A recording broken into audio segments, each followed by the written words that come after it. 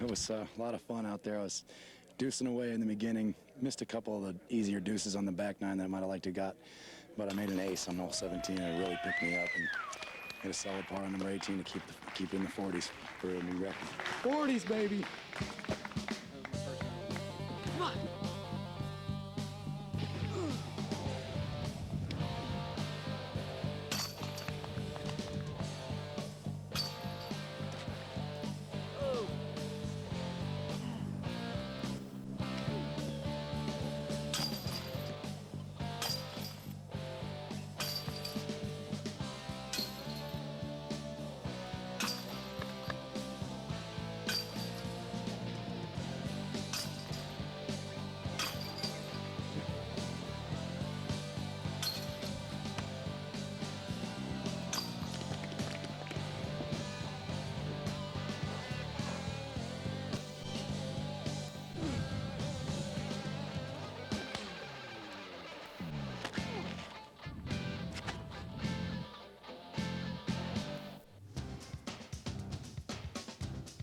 Welcome to the 1999 United States Disc Golf Championships from the spectacular Winthrop University Gold Course in Rock Hill, South Carolina.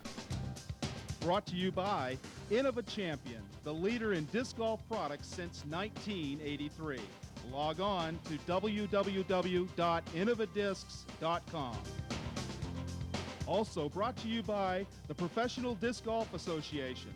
Founded in 1976, the PDGA is dedicated to the promotion and management of the sport of disc golf. Log on to www.pdga.com. I'm Stacie Watkins at the 1999 U.S. Disc Golf Championship from Rock Hill, South Carolina. I'm joined today by Bucky Worboys. Bucky, what can we expect to see today? Stacie, we're going to be following the lead group in the final round for 9 of the most challenging holes here at the Winthrop University course. I understand this is a very unique format. Tell me what makes it different from a standard tournament. Well, typically what you'll find is that tournaments are broken down by division, with players playing 2 rounds on Saturday and 2 rounds on Sunday on courses that are par 54. Here at the spectacular course at Winthrop University, the course is a par 63, which makes it that much more difficult for competitors. Now, in order to get here, players have to play in qualifying events throughout the country. So it's one division, one champion. Now, they'll each play 1 round beginning on Thursday and culminating on Sunday. You'll find players ranging from the age of 16 to the mid-50s. So it's very simply, you bring your bag and you bring your game. Let's take a look at the leaderboard for today's final round. Stacie, here's how the leaderboard shakes down after 3 rounds. In first place, Ken Climo with a cumulative score of 150 from Clearwater, Florida. From Farmington Hills, Michigan, in second place is Al Shack with a 161.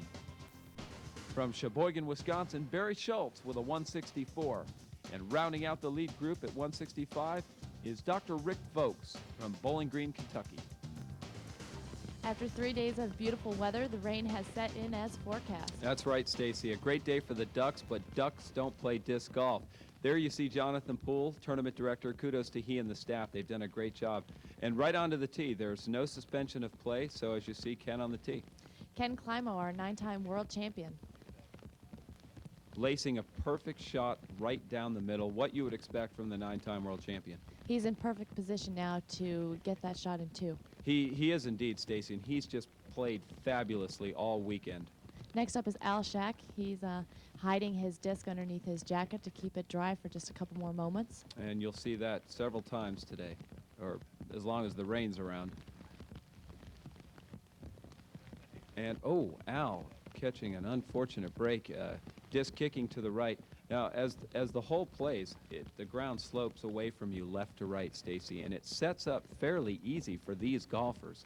For the average golfer, it could be somewhat of a difficult shot, but for these guys, they can do this in their sleep. Next up is Barry Schultz, and he doesn't look like he's too protected from the rain, but we'll see how he fares. Well, golfers have different views. Some golfers can't play with jewelry. Some golfers like no hats or no jackets, but Barry's pretty laid back. Let's see how he does here. And right down the middle. Oh, another bad break. yes, he too catching a tree. Barry from Wisconsin, And most of the guys from up north are like that. You'll find that they don't like to wear jackets or any exterior garments. Next up is Dr. Rick Vogt stepping up to the tee. And Dr. Rick, oh, Stacie, that's what you're going to see today as well. The disc coming out of Dr. Rick's hand a bit early, the reason being the disc is wet. Now, as you can see here, hole 1 sets up as 224 feet. It's a par 3, low ceiling, significant slope to the right, and requires a near-perfect shot. That's for the average player. These guys that are in the lead group in the final round should get it every time. Here's Al setting up for second shot. And Al with a forehand roller, looks to set down nicely. Got a pretty good head of steam. He's about 45 feet long of the basket. That's not the putt that you want right there for par on the opening round of the 1999 U.S. Disc Golf Championships. I can guarantee you that. Here's Barry for his next shot. And from that distance, Stacie, these guys are just going to try to lay up. They're not going to try to do anything crazy because too many bad things can happen. With that ground sloping away from you, if you hit the basket and the disc gets an edge, you could very easily roll 50 to 75 feet away. That's a good shot. He should be in perfect position to get in safely. Yes. Next up is Dr. Rick. And Dr. Rick he's probably about 75 feet away. He's one person that I could certainly expect to make it from there, but as again you see, he's very cautious. These guys want to get out of the blocks safely. They don't want anything crazy to happen. Ken Climo getting ready for his second shot.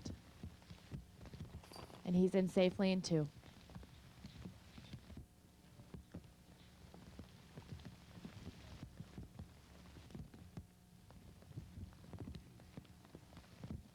And Barry getting ready to putt out for his par, safely in 3. Al, having missed his par attempt, now sets up for a fairly simple 4. Again, as I said, Stacie, it's key to get out of the blocks with at least a par. You don't want to put the pressure on yourself on the first hole because these guys all know this is a hole that if it's not birdied, should certainly be parred. And here's the leaderboard after hole 1 of the final round.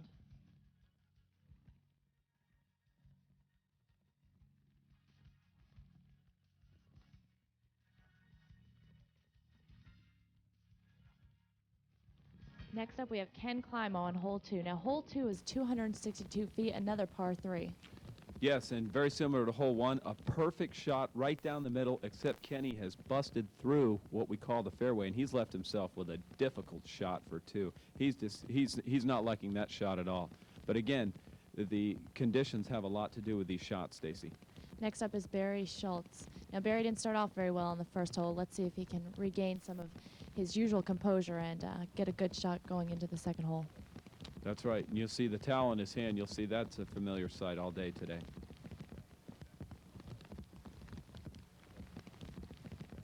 Just a straight shot right down the middle of the fairway. Absolutely beautiful. I'll tell you what, that's a big confidence booster after that first hole. He looks happy, too. That's right. Hitting the first tree on the first hole. That's a nice comeback.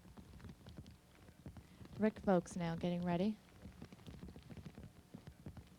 And excuse me, Stacie, but it looks to me as if the disc is coming out a little early from Dr. Rick. As you can see, that finished a little left, catching that rock. And I think the weather, the rain is affecting his grip on that disc.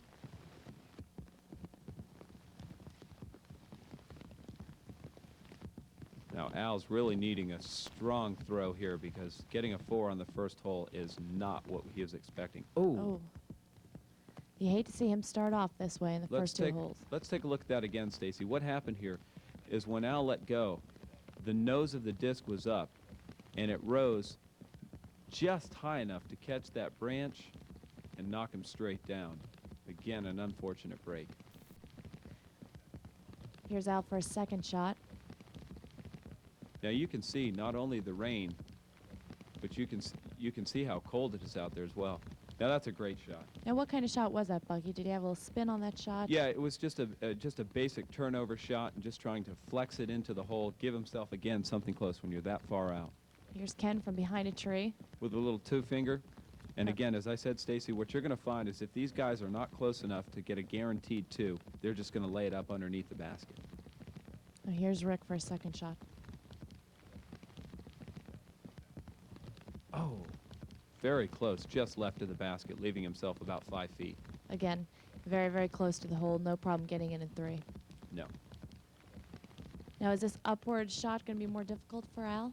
Not really. It does make a little bit of a difference when you're putting uphill, but that's not enough. Again, for these guys, something like that doesn't really make a difference. These are some of the things that are just the little subtleties that they're able to overcome. He's in safely in 3. Here's Barry with the straddle shot. We'll see him use this quite a bit. Yes, you will. That's Barry's preference. One of the things you have to look out for in these conditions is discs doing what they call cut through the basket. The chains of the basket are wet, and sometimes the disc just gets a mind of its own. Dr. Rick safely in 3, and the disc will cut right through the basket. And here's Ken. He too safely in 3. Jumping ahead to hole number 4, Stacie, it's a par 3, 389 feet. Now, the camera doesn't really capture the depth of this hole, but it does drop about 75 feet. And I would be surprised if you saw any shots that go past the basket on this hole. And here are the leaders after 3 holes in the final round.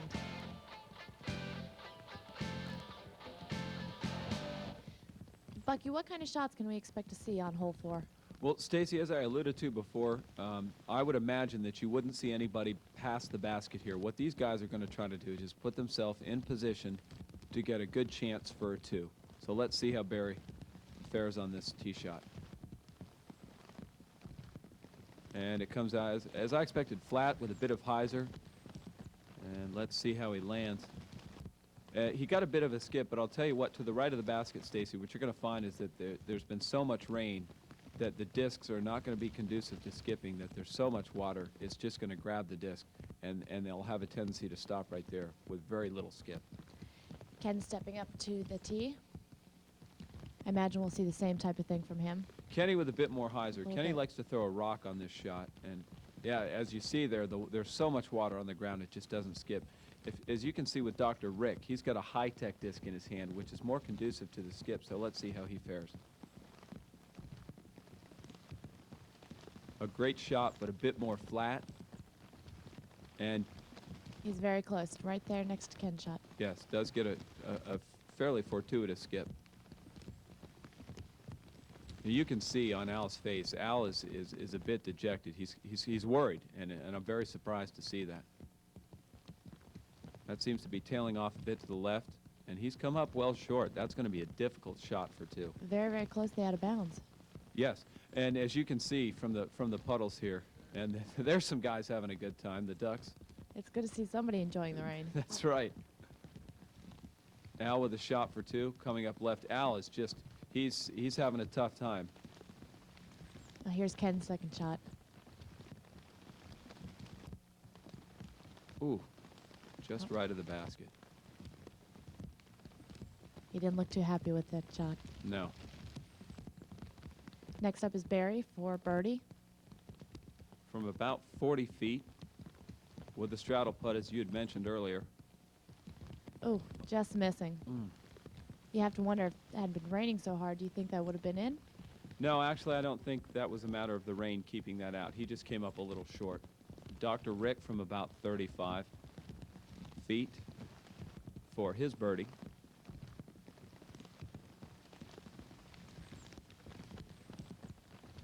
And a perfect strike. Very nice, too. Very nice, especially considering the extreme conditions here today. Yes, with the rain, those putts become increasingly difficult. Here's Al for his third shot. Once again, drawing off that disc.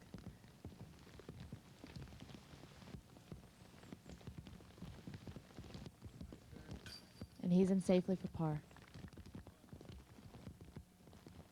And Barry from about 10 feet for his par. Very close to a 2. He too is in safely. Yes. Now Ken, coming off his first loss in 9 years, Stacie, at the World Championships, has come back with a vengeance. Let's go ahead and take a look at some of the highlights from his earlier rounds. Bucky, here we take a look at Kenny on Friday, round 2, where he carded a course record of 50. And you know, Stacie, this being the championship caliber course it is, a par 63, there's very few birdies. On this course, there's actually 11 available, and on Friday, Kenny got 10 of them. A remarkable feat that I know will not be duplicated this weekend or for some time to come, for that matter. This year, Ken lost his first World Championship in 9 years. For somebody who has played with him for over 10 years, tell me how you reacted to that. Well, I'll tell you, Kenny was extremely gracious in defeat, but in all honesty, I don't think it sets well with him, because Kenny truly believes that that World Championship trophy is his, and I know that he's going to have something to say about it. He wanted to make sure that he went out on his own terms. Oh, as you can see there, Kenny, being the crowd pleaser that he is, just hits that 50-footer. He does those things with regularity. Kenny said that he did not want to lose the World Championship, but that he wanted somebody to beat him. And that's exactly what happened this year. So kudos does go out to Ron Russell, because he was able to rise up this year and knock the champ off. Despite that loss at the Worlds, he had some other big wins this year. He had a big win at the Kansas City Wide Open, the Disc Golf Journal Peoria Open, as well as the Melbourne Open, in which he beat the rest of the field by 15 strokes. Well, you know, you could go out through Kenny's stats throughout the entire year and years past, and one thing that sticks out to me is the fact that Ken has never finished worse than 6th in any event since his first tournament win in 1988. It makes him the only player on the Pro Tour with more than 5 years of touring that has never finished out of the money, and no one else can say that, as we watch again another great shot. He is such a remarkable player that he even has his own line of discs. Yes, they debuted about 3 years ago. It's the KC series, which has done a lot for the sport, because I'll tell you, there has never been a player, obviously, of the caliber of Ken Climo, and to have his name on a line of discs has really legitimized the sport. And as you can see here, hole number 17, the viewers are in for a treat with Ken's favorite disc, the Inaugural Rock, and bam, a hole in one. What a remarkable shot. Now, Kenny's not normally known for hitting aces such as this. No, there's several players out there that are very, I don't want to say prolific at hitting aces, but there are guys out there whose names are attributed to certain facets of the game, such as putting or approach shots or driving. And oddly enough, you really never hear Kenny's name mentioned for any of those things. But there is nobody out there who under pressure can handle it and has the game that the champ has. Just an all-around player. Yeah, baby. Now, as you see here, Kenny's set up on hole 18 for his second shot. Now, this is an incredibly difficult hole. It's a par 4 with OB all down the left side and OB on the right. And Kenny's managed to make a par on all 3 rounds. So it'll be interesting to see how he does today.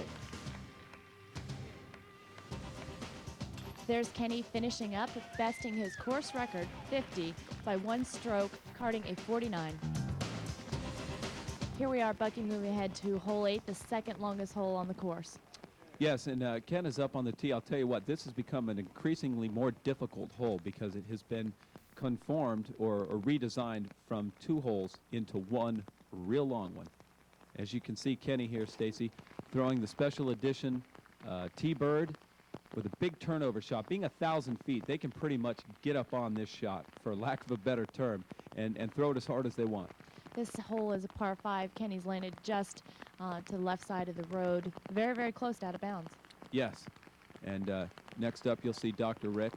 And as I had alluded to earlier, we've seen Dr. Rick go to the glove. Now, the reason that is because he's able to get a better grip as a result of the rain. And his shot, as you can see, Dr. Rick, he just doesn't have the power that these other guys do, but he's able to get there. And that's a fine shot, because to be quite honest, Stacie, what these competitors want to do is do their best to get a 5. If they can get a 5 in these conditions, they've executed well. Here's Al up on the tee. And as you see the shot, again, with a fairly wide open landing area, not much to worry about as long as you keep it and maintain control. Still in the middle of the fairway. Right, exactly. Barry Schultz up. And it looks to be that the rain has subsided somewhat. Still falling, but certainly not as hard as it was. Barry's got that towel right there. And Barry going with a roller, the only one off the tee, and cutting out early and looking to be OB. And as you can see from the look on Barry's face, he is dejected. In fact, is out of bounds. Now, Stacie, as I had mentioned earlier, this hole was originally 2 separate holes. But through the course redesign, what they've done is made it into one long one in excess of 1,000 feet. Barry now taking an extra stroke for being out of bounds. Right. So he'll be taking his 3rd shot here. And it's important that he gets a good one in play. And it looks to be good. Oh, and it's heading towards the water, and it is out of bounds 2 in a row. What an unfortunate break. Definitely some frustration coming out of Barry. Absolutely. He's having a tough round, I'll tell you, Stacie. As you can see Kenny there for his 2nd shot, turning it over considerably well, but he's right in the fairway and a safe shot. You won't see the champ take too many unnecessary risks. That's why he's a champ. That's right. To see Al getting ready for his 2nd shot here. He's got a hold of this first drive. And again, as I said, these guys are trying to get a 5 on this hole, and if they can do that, they've done extremely well. Oh, and Al seems to be taking it a little wide to the right, flirting with that out of bounds. And yes, in fact, he did go out of bounds. And after 7 holes, here's the leaderboard.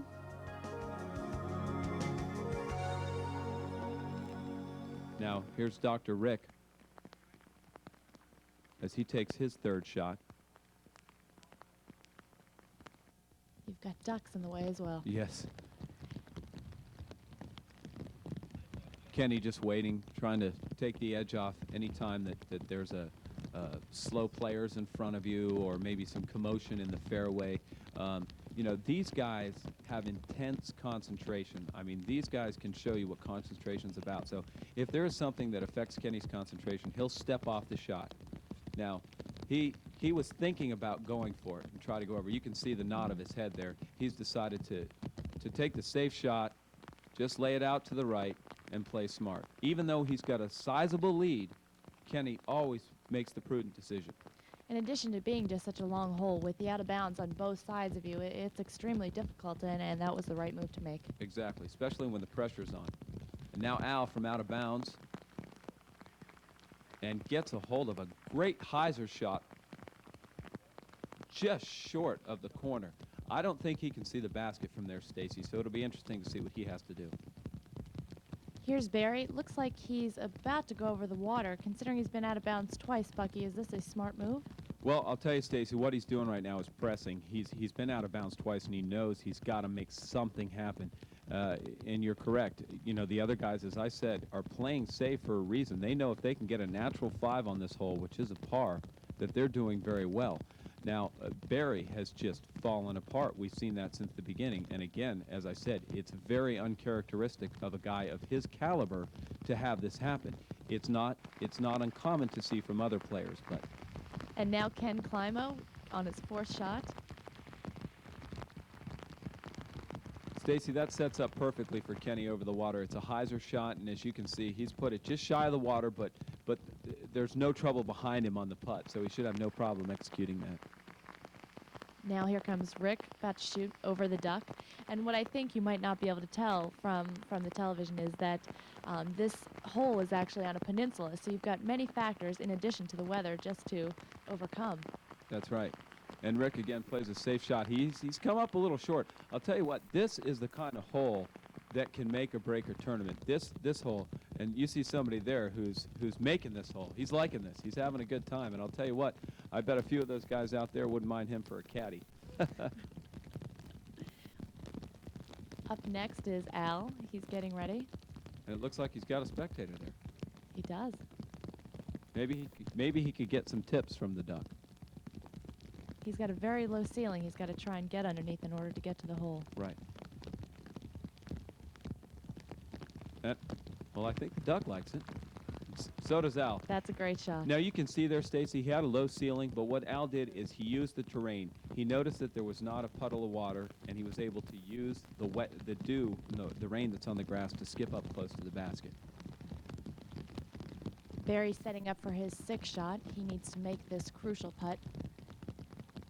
These are the putts that we talked about earlier, Stacie, that are so crucial It is just imperative from 30 to 45 feet, and especially in these conditions, oh, just missing to the right. Again, just trying to overcome these conditions. The way this hole is, the length, the way it's set up, the out of bounds, it's just very difficult. Yep. Rick for his 5th shot. And Stacie, we're an hour and a half into the round, and the rain has not let up. And Rick, that looks like Rick was just laying up safely for his 6, and you don't hear that very often, that people lay up safely for a 6. And here's Ken. He's setting up.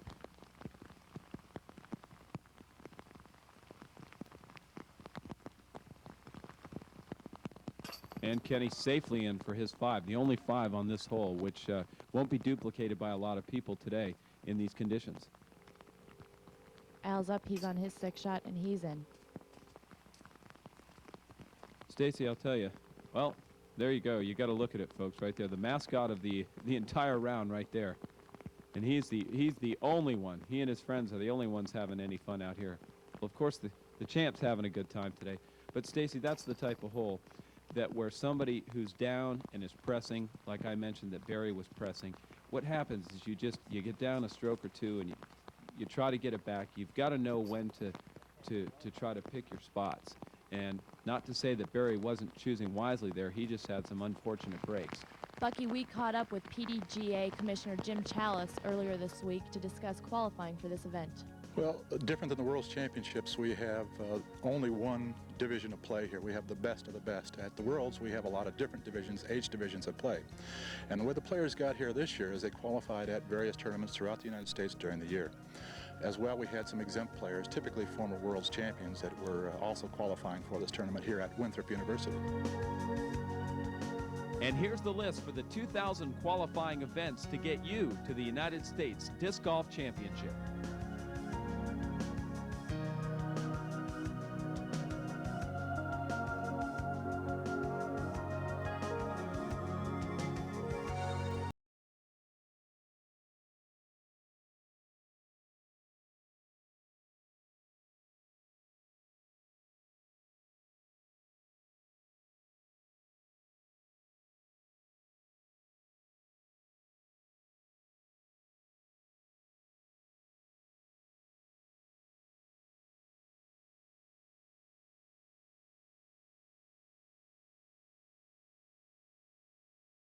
Ten holes in the final round.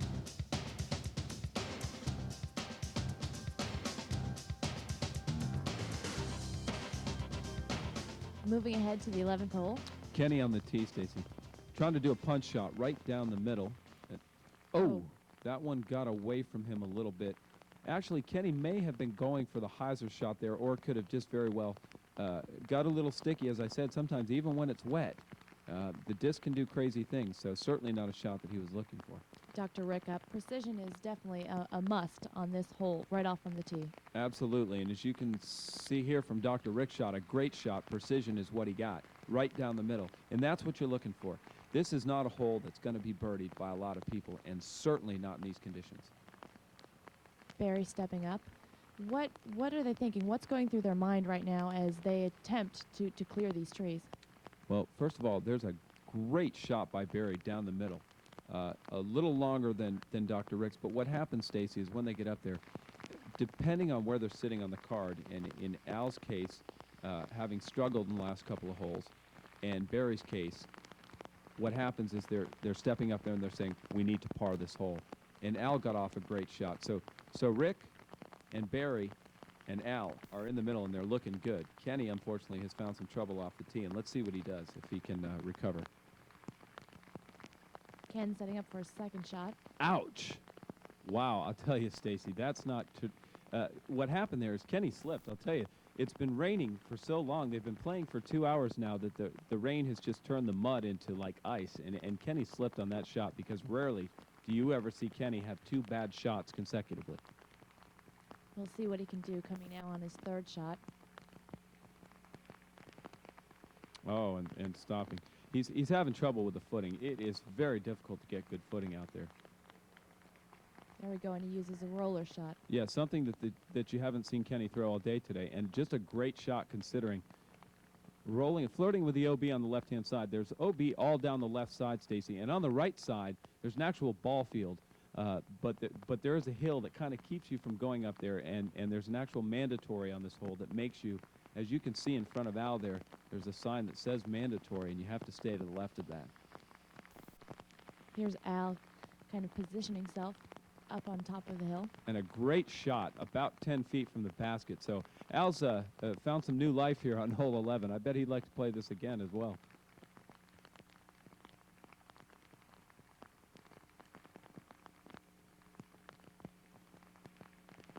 And Dr. Rip setting up for his shot. And the rain's still coming down.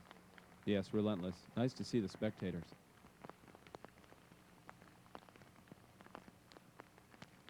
And coming in very nicely, but skipping very close to the out of bounds. I'll tell you, he's left himself about 25 feet to the right, and it's going to be very rather cumbersome shot because he's going to be abutted against that fence line. Here's Barry.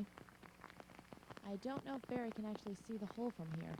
He's got a tree right in front of him. Yeah, I don't think he can see the hole. Barry most likely is just going to lay up something really safe and just get out of here with an easy three. Oh.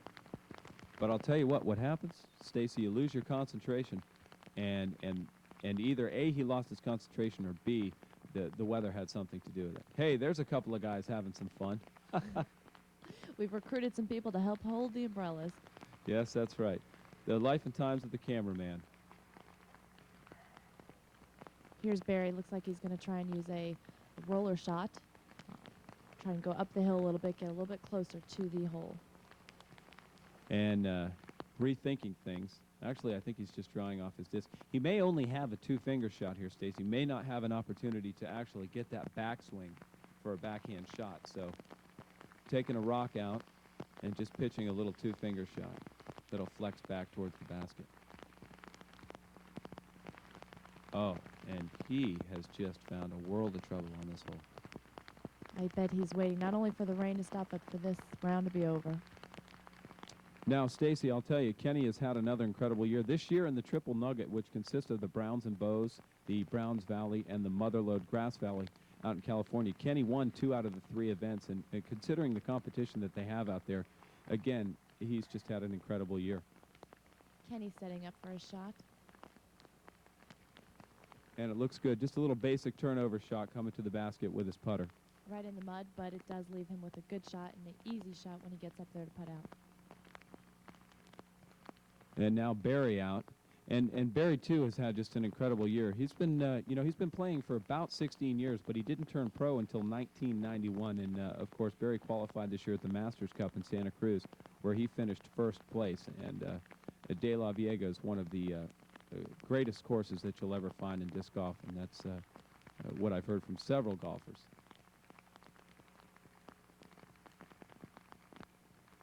And Barry just not feeling it right now, Stacie. He's just out. Yes, he's out of his game, and I'm certain that he just doesn't want to be out there right now. But he won't give up. I can guarantee you that. Here's Dr. Rick just on the edge of out of bounds and just missing that shot. And that was one of the examples that I had made earlier, was that when the chains are wet, sometimes the disc will have a tendency to either not grab or to cut through. Here's Kenny, and he's in safely. Yes. And the champ would sooner like to forget that hole. Even though he's got a commanding lead, Kenny never likes to shoot poorly on as much as one hole. Here's Al. Getting ready to cut out, and he's in too safely. Yes, with a safe par, no less. So that was a very good hole for Al, and hopefully he can take that forward on to hole 12 and go from there. And Barry and Dr. Rick with a couple of short ones to putt out.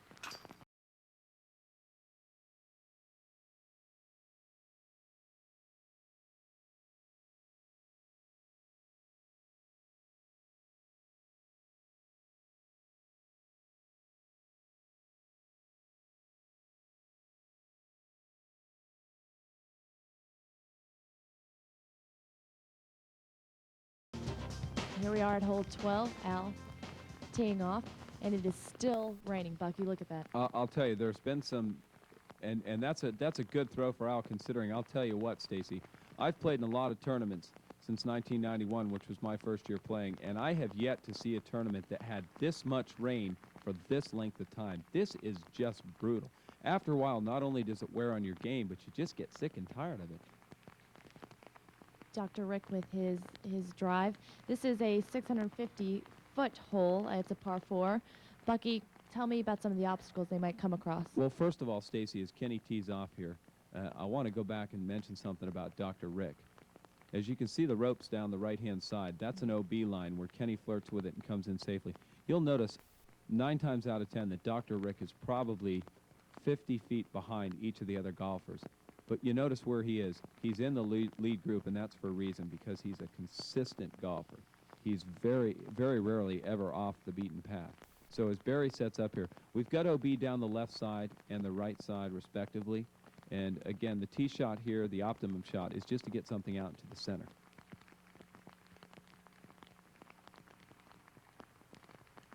Oh. Barry's shot is out of bounds. Yes. Yes. He has just really falling on a hard stretch here in these last 4 or 5 holes. It's just terrible to see that. But again, as I said, I'll tell you what, Barry's got no quit in him, and he won't give up without a fight. It is just coming down, but Barry will take his stroke, and he'll move on from here.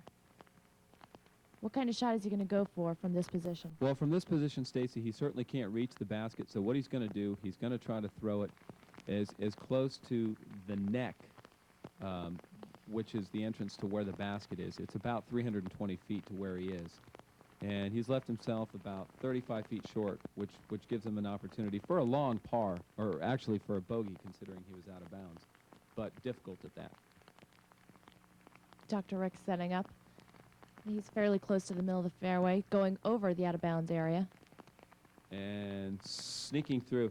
Again, as we spoke earlier about the water congregating and keeping the disc from skipping, it doesn't seem to be happening on this hole because of the undulations. Certainly in the spot that Dr. Rick hit, that he got a good skip. Now, I believe that you'll see Kenny go for this because he got a considerably long drive off the tee.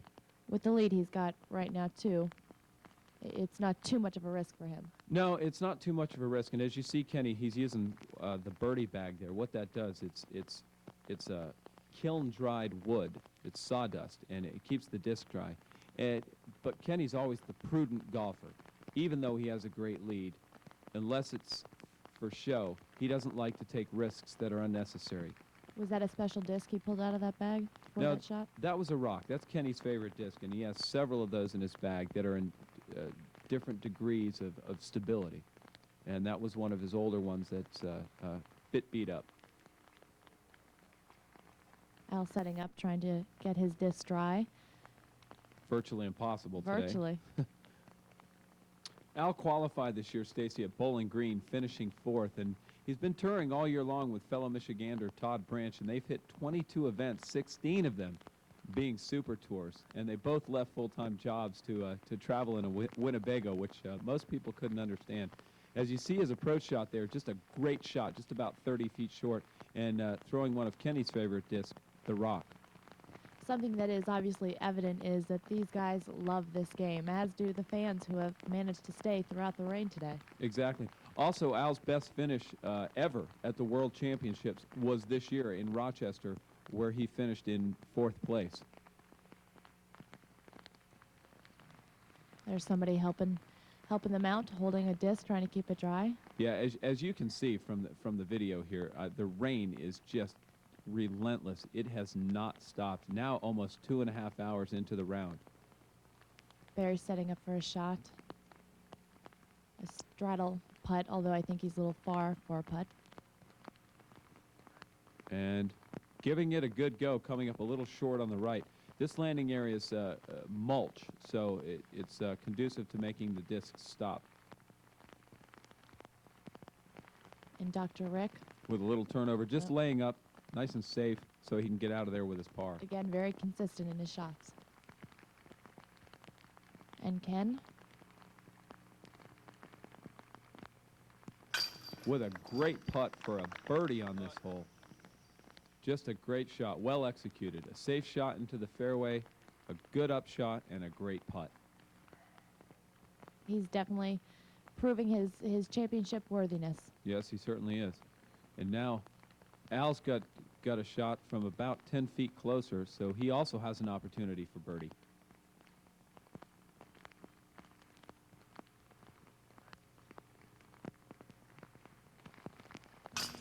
Al putting in. Safely. And the one difference between Kenny, because I'll tell you, Kenny and Al share the likeness of the same, or share the like of the same discs for the most part, except for the putter. Kenny putts with an AVR, and what you find in Al's bag is the thumb track birdie, as we see Dr. Rick putt in there, who also putts with an AVR. Barry putting in. Everybody's in safely.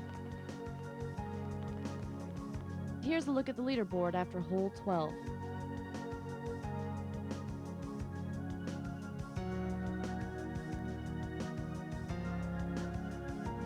I'm joined by Juliana Bauer, winner of the U.S. Women's National Disc Golf Championship.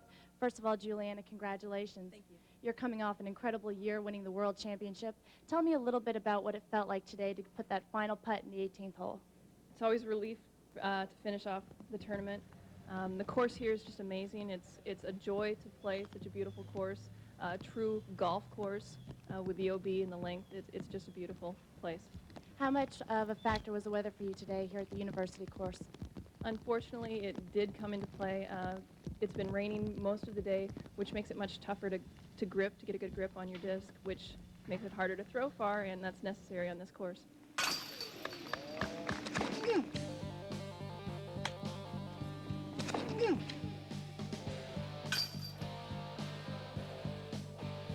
Nice. Good job. Good job.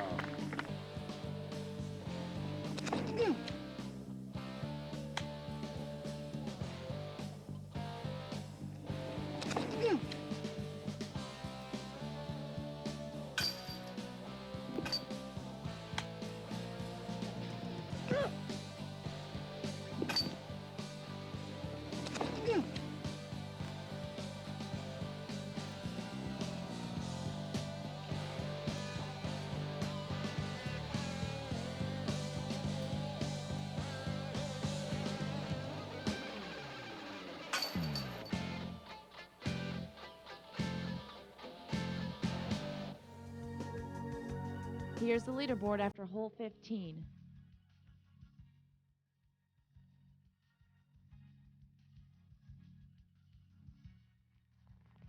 Moving ahead to hole 16, Al Shack is up at the tee. And Stacie, Al's throwing an eagle here. And again, this is a great driving hole because it's extremely wide open, a fairly long hole at a little over 570 feet. And he's executed a great drive, put himself in position to make an easy upshot. He stayed right in the middle of the fairway. Kenny up. And a couple of options here, but with the rain, it's pretty reduced. With the rain, you're relegated to having to throw an air shot. You'll see a lot of guys try rollers because they can go at it with reckless abandon. And again, Kenny with a perfect shot right down the middle, coming down on the home stretch. With the rain as it is, it's probably going to slow down on a roller shot considerably. Yes, if, as Dr. Rick throws, as you can see, Dr. Rick doesn't have nearly the power that the other guys do, and he's coming fairly close to the left side, but he's in good position. Yeah, if it's raining consistently all day, like it is here, it's going to affect the disc a lot differently. Oh, and he hits the wire, the telephone pole. yes. Let's take a look at this again. He sets up for the roller shot, and as you can see there from the look on Barry's face, he is just dejected. Just one unfortunate break after another. So after being out of bounds, going for his third shot, and he lets go of that one, I'll tell you what. But he's put himself in good position to get back on course. He's still about 50 feet away. It's going to be a tough putt. If he hits that for a 4, he's doing extremely well. Dr. Rick for his second shot. And Dr. Rick trying a flex shot there where it goes off to the right and then tails back to the left. And he's left himself with a good shot for par. He'll be shooting up just a little bit uphill. Yes. He doesn't look like he's very happy with it, but I think when he gets up there, he'll be okay. I think they're delirious. From this weather, that's no surprise. It's amazing. 3 hours into the round now, and still there has not been one lull in the rain. As Al sends his second shot off into the air, it looks like the rain is slowing up just a little bit. As you can see, Al skipped it right off the top there near the basket, so he's going to have about a 25-foot putt for par there. Kenny selecting a disc from his bag. Yes, and as you can see, Kenny's got a caddy there. Being the 9-time world champion, obviously, there's several people at your disposal that are willing to caddy for you, and certainly in conditions like this, it makes a huge difference. Kenny's second shot. Very similar to Dr. Rick's and to Al's. Yes, and Kenny also bouncing off, much like Al's did. He's got about a 35 to 40 footer for par. Again, it's tough to gauge because the grass is wet, so you know the disc is going to skip. Here's Barry with a straddle putt. After being out of bounds, this is going to be a tough putt for 4.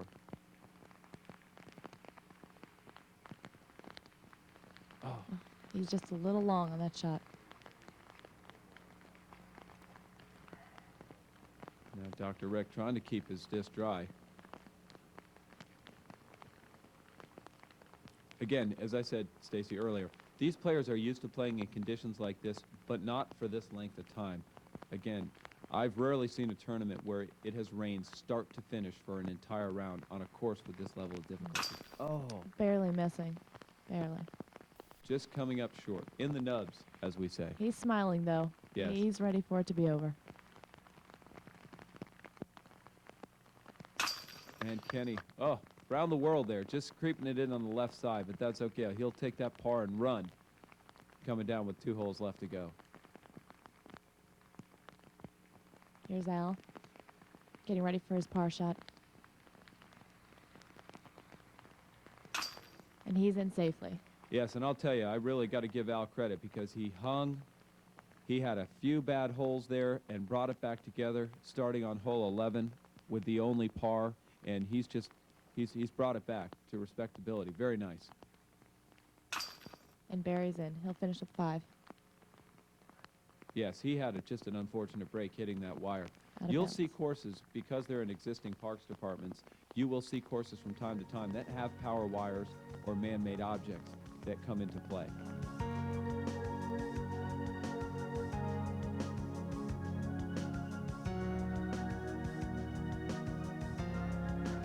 Coming down the home stretch, Stacie, we've got Al, Shotgun Shack, as he's referred to by our camera guys, for his propensity for quick play on the tee.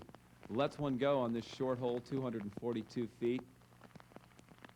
Doesn't look too happy. No, he certainly doesn't. Kenny's up at the tee. And Stacie, if you remember yesterday, Kenny went on to take a hole-in-one on this hole, an ace as it's referred to in the sport, as he carded a course record 49. And another great shot by the champ here. And he's landing very closely to Al's disc, and they're right in the middle of the hay bales. Now, let's go ahead and take a look at Kenny's shot here. As you'll see his form, Kenny's very short and compact on these short shots. Just 2 quick steps, full extension, and rips the hyzer shot. Bucky, tell us the purpose of those bales of hay.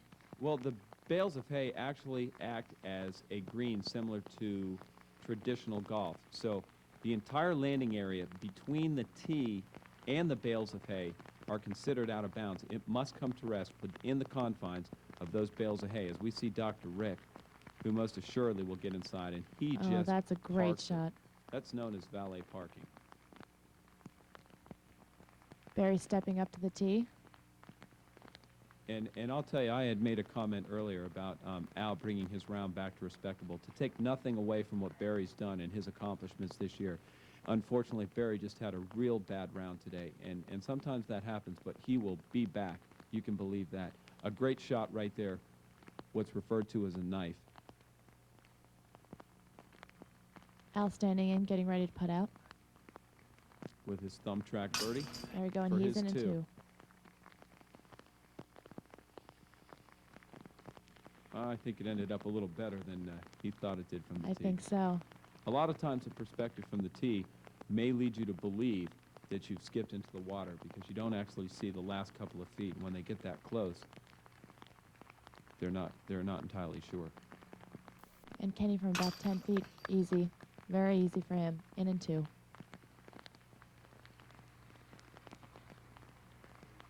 And now Barry for his birdie. Straddle putt, and he's in. And Dr. Rick obviously is parked, putting with the umbrella. Very nice. In for his two.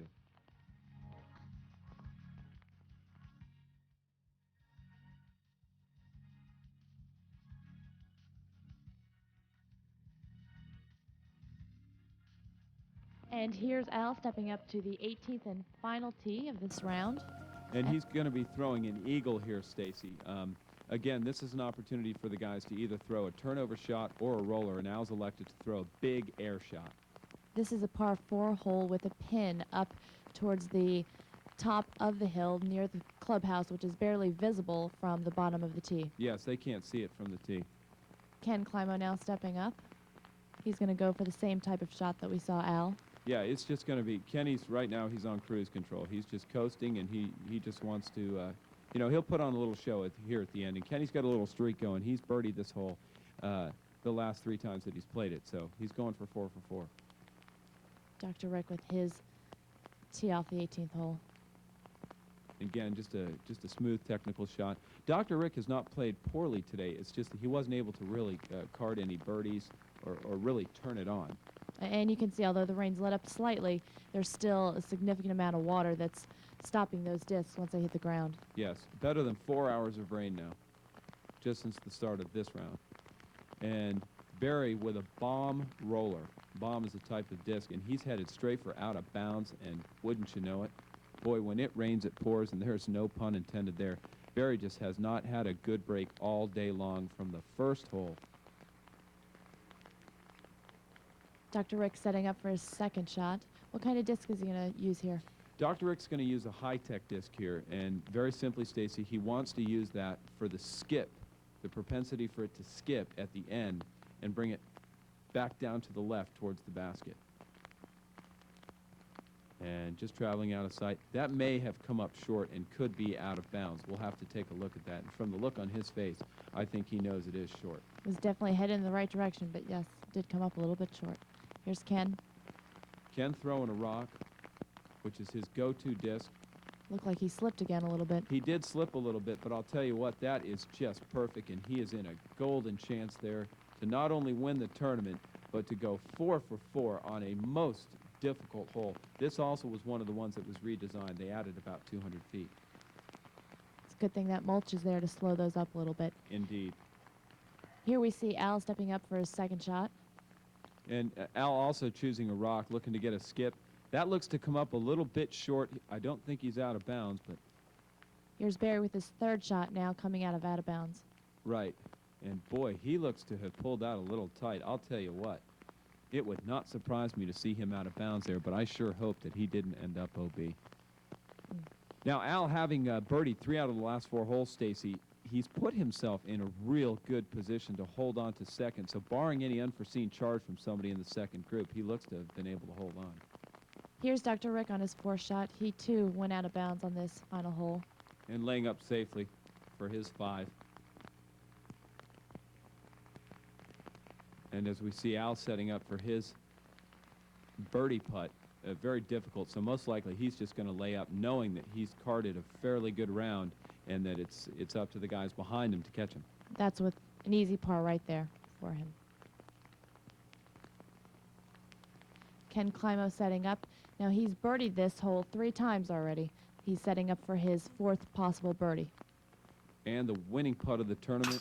There it is. Bam, it is in there. 4 birdies in a row and the winner of the 1999 United States Disc Golf Championship.